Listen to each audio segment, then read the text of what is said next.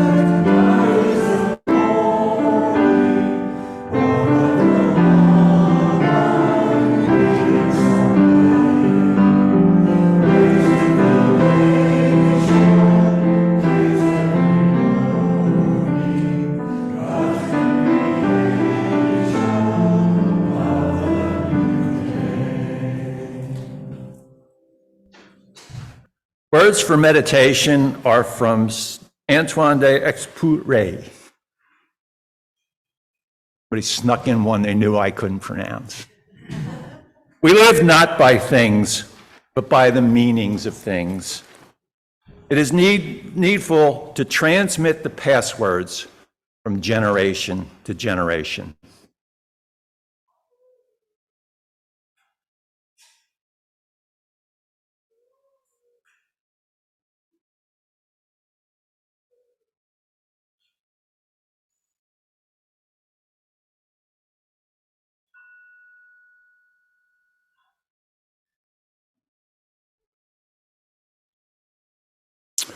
And I have time for all ages.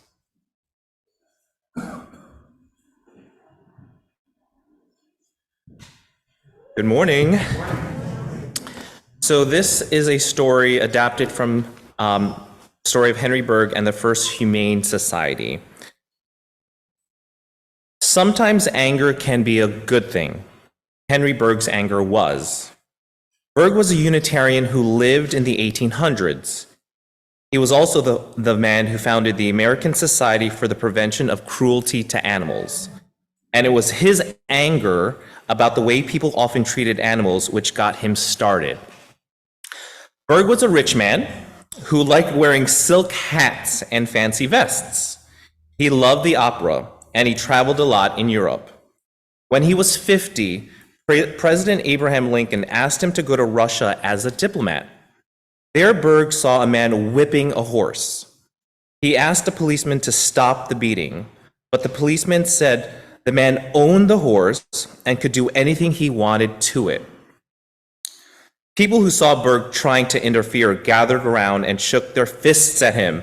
Bergh had to leave, but he remembered what had happened. He also remembered what he had seen at home in America.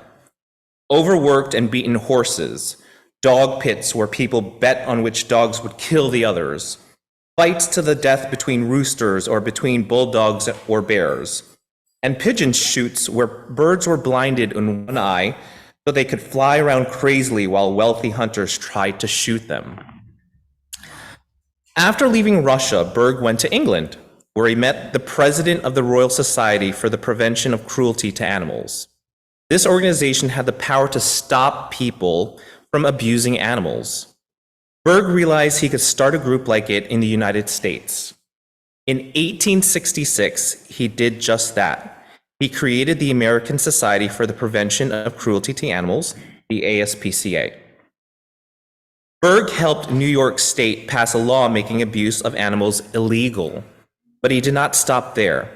As president of the ASPCA, the city and state of New York gave him power to arrest people and take them to court. Soon he seemed to be everywhere at once, investigating cruelty, closing down dog pits and rooster fights, making dairy farmers clean up their barns. His battle to stop cruelty to animals became known as Berg's War. Berg made a lot of people angry right back at him. They called him the Great Meddler, drew nasty cartoons about him, and sent threatening letters with skulls and crossbones. One man attacked Berg with an iron bar, but swung and missed. Other men threw fish heads and chicken guts at him. But Berg did not stop. When people gathered around while he was making an arrest on the street, Berg preached kindness. He felt it would be a greater triumph to plant kindness in people's hearts than to build a new railroad across America, as some other men were doing. The ASPCA was active, but it was poor. Then an old man sent for Berg. When Berg entered the shabby little home, the old man said, "I've been reading about you in the papers. I like what you are doing for animals. I am ill, and I know I am dying. I'm going to leave everything in my will to the ASPCA." Berg thanked the old man without expecting his gift to be of much help. But after the man died, Berg found out he had been a millionaire who had lived as a miser. Now the ASPCA could move out of a small rental home into a building of its own. Now it could grow.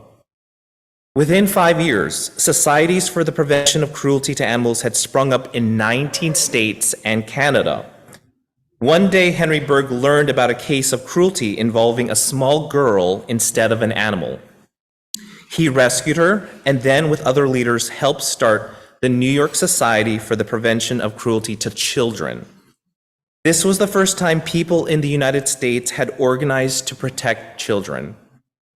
By the time Berg died, the meddling his anger had driven him to do had accomplished great things. People wrote poems about him and built monuments to him. The best monuments to him are not statues.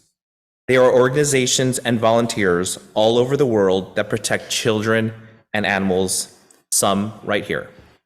Thank you. What do you think? How do you think? You mean I'm not that tall? I was sure I was.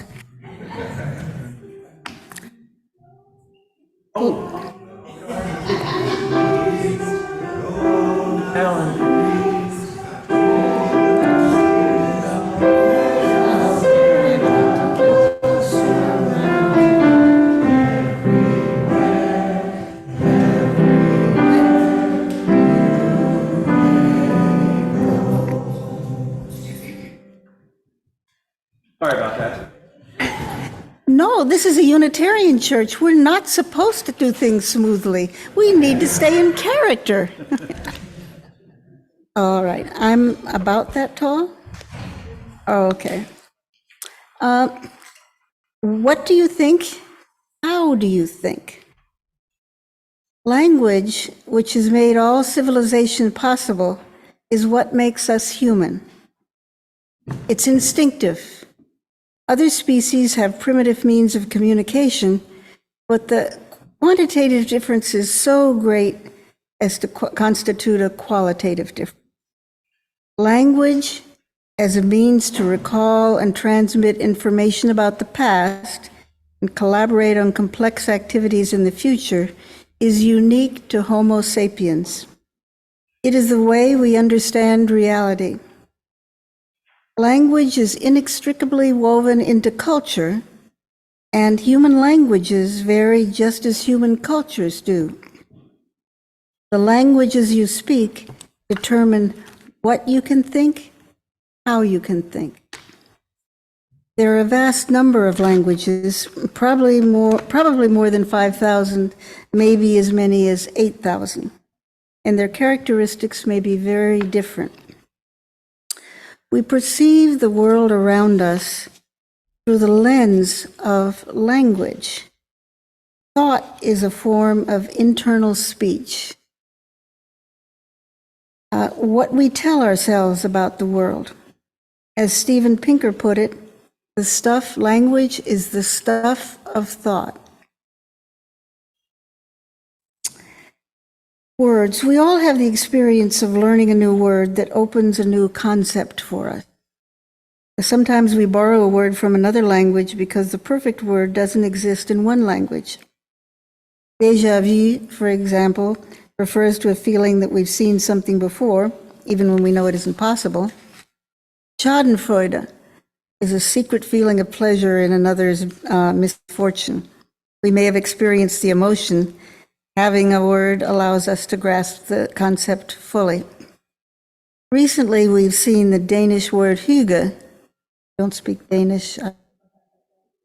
The Danish word hygge come into our language to describe a feeling of coziness and well-being in our surroundings. I recently stumbled upon the word Ubuntu.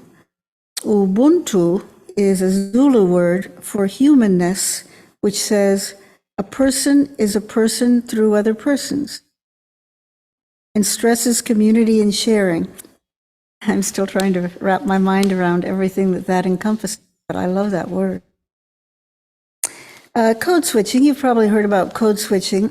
It can be used in several different ways, switching between registers or slang, but it also means, or originally meant, switching between languages. Two speakers who know the same languages typically code switch during conversations when the perfect word doesn't exist in one language, but the speaker knows that the listener will understand the word in the other language. Any of you who regularly converse in another language know what I mean.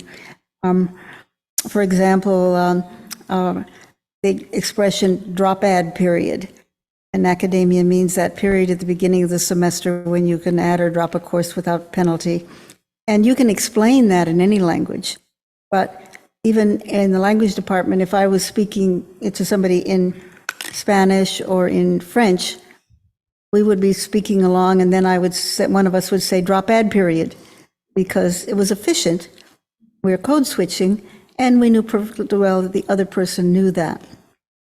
Code switching occurs often between registers, casual to slang to, but one of the meanings of it. The structure of a language affects its speaker's cognition and worldview, and thus people's perceptions are relative to their spoken language. Their perceptions are relative to their spoken language. The idea that language and its structures limit and determine human knowledge and thought is called linguistic determinism. Language constrains thought. Language constrains and defines thought processes such as perception, categorization, and memory. An important corollary of the theory of linguistic determinism is that people who speak different languages as their mother tongues have different thought processes. The speakers of different languages would perceive reality differently. No two languages are ever sufficiently similar to be considered as representing the same social reality. The worlds in which different societies live are distinct worlds, not just merely the same world with different labels or words attached to them. They're different worlds. In the words of the linguist Benjamin Whorf, I'm quoting him here, "We dissect nature along lines laid down by our native language. Categories and types that we isolate from the world of phenomena we do not find there because they stare every observer in the face. On the contrary, the world is presented in a kaleidoscope flux of impressions, which has to be organized by our minds, and this means largely by the linguistic systems of our minds. We cut nature up, organize it into concepts, and ascribe significances as we do, largely because we are parties to an agreement to organize it in this way. We all agreed that what these words mean. And it's an agreement that holds throughout our speech community and is codified in the patterns of our language. All observers are not led by the same physical evidence to the same picture of the universe. Ending the quote by Benjamin Ward. One interesting area is color. Many languages have only words for bright or light and dark. If they have a third word, it's red. Languages vary in the number of color words they have. Neurophysiology, or the eye, the structure of the eye, indicates that all normal humans are physically capable of seeing color in the same way. When they look out at the world, they see a constantly shifting pattern of shapes and hues. However, if they do not have a word for a color, they do not grasp it as a concept. Expressing quantity is another area of difference in languages. Some languages do not have very many words for numbers. Some languages are built on systems of 10, because you had 10 fingers, and some languages don't have words past 5. They don't have 6, 7, 8 as words. Speakers of those languages cannot count and have trouble recognizing that a group of 7 of one thing is the same quantity as a group of 7 of something else. Syntax is another problem area. It isn't only words and phrases that influence what we can think. The grammatical structure of a language does also. In a TED Talk called The Dark Side of the Subjunctive, Phuc Tran, a Vietnamese who came to the United States as a child and went on to study and teach classical languages, discusses the fact that Vietnamese does not have the grammatical structures, conditional and subjunctive, to discuss counterfactuality, what might have been, what should be. The language doesn't have those structures. It only can express what is. When he tried to ask his father, who acquired only basic skills, who came to the United States, acquired some basic English skills, we tried to ask his father, who acquired only basic English skills, what their life would be like if they had not escaped from Vietnam. The question made no sense. They did escape. His father could not comprehend questions about what might have been. We spoke about the fact that the subjunctive is missing in some languages. It exists in all Romance languages and is used in similar ways. However, Spanish makes more extensive use of the subjunctive than other Romance languages. Children grow up with a distinct sense of what is real and what is unreal, or conjectural, or hoped for. Among speakers of Spanish, 4-year-old children correctly use the subjunctive. They know how to say, I want mommy to buy me an ice cream, and do not mistakenly say, mommy is buying me an ice cream. They have that down very clearly by the time they're 4. In this country, bilingual or multilingual children were once considered to be disadvantaged because they seemed to be behind on academic achievements tests. And their parents, usually non-native speakers, were urged to use only English in the home. Then, with improved measurements that matched children by socioeconomic status, they discovered that the multilingual children weren't behind. They quickly passed monolingual children, not just in language skills, but in other cognitive skills, not related to language. They have more cognitive flexibility. Measurement of adults who speak more than one language shows that they possess better cognitive abilities. In conclusion, I hope that I've convinced you that the languages you speak don't just influence thought, they constrain thought, they determine what you can think. If a person cannot easily see that 7 bowls is the right number for a group of 7 people because their language does not have words for 6, 7, or 8, and therefore they never learn to count to 7, then their language determines what they can and cannot think. If a person cannot recognize that objects that are orange share a characteristic because their language doesn't have a word for orange, then the language determines perception of reality. If someone cannot think about what might have been because the language does not have that grammatical structure, then language constrains thought. To suggest, as we're doing here, that people who speak different languages have differing perceptions of reality and different worldviews, that idea does not open the door to prejudice. I would argue that learning as much as we can about the characteristics of languages and the way they influence thought opens the door to greater understanding among peoples. And for each of us individually, learning about differing ways of interpreting reality enhances what we can think and makes our world larger, more intricate, and more nuanced. Thank you, Anne. My high school Spanish teacher, in dealing with subjunctive, explained to us, what attracted me to my spouse was her use of the subjunctive. So, important communication. We will now gratefully receive an offering to sustain this self-supporting church and its ministries within and beyond our walls.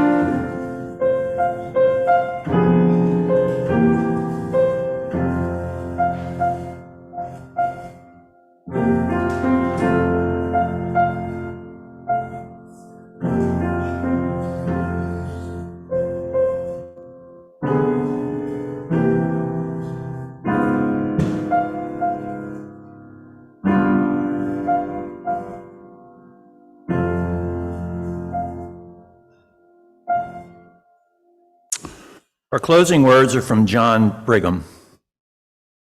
Go your ways, knowing not the answers to all things, yet seeking always the answer to one more thing than you know.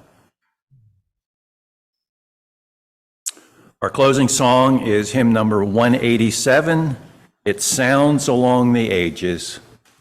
Please stand as you are willing and able.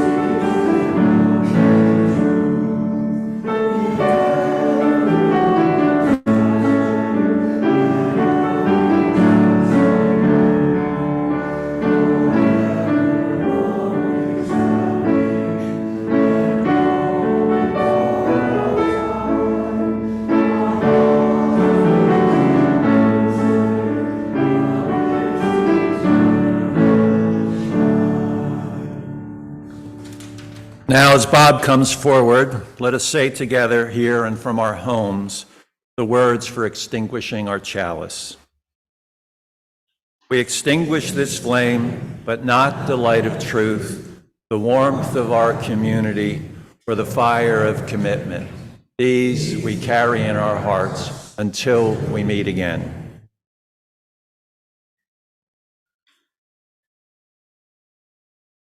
The purpose of the church is to encourage all who gather to grow more generous in spirit and in action. If you happen to be watching us online, we hope you will consider making an offering after today's service through our webpage, uushenandoah.org. This will allow us to exercise that generosity of spirit during this time when not all of us are able or comfortable to be together physically. Thank you all for joining us today.